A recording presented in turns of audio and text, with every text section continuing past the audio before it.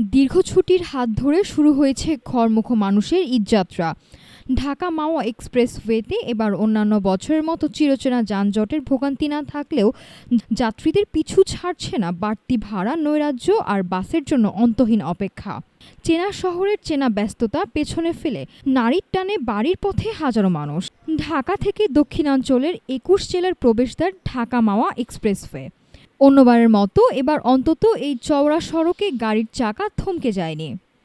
Dhaleshwari toll প্লাজায় অতিরিক্ত booth খোলা এক্সপ্রেসওয়ের ঈদযাত্রা এখন পর্যন্ত অনেকটাই স্বস্তির। কিন্তু এই স্বস্তির চাদরের নিচে লুকিয়ে আছে অন্য এক ভোগান্তির গল্প।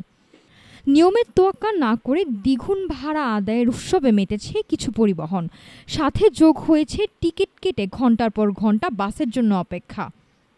পরিবহন সংশ্লিষ্টরা অবশ্য কাঠগড়ায় তুলছেন রাজধানীর ভেতরের যানজট আর বৈরী আবহাওয়ার খামখেয়ালিকে। তাদের দাবি, বাস সময় মতো ছাড়লেও জ্যামের কারণে কাউন্টারে পৌঁছাতে দেরি হচ্ছে। চাকার গতি সচল থাকলেও অতিরিক্ত ভাড়া আর সূচির গোলমেলে মারপ্যাচে সাধারণ মানুষের ঈদযাত্রার আনন্দ যেন কিছুটা হলেও মলিন।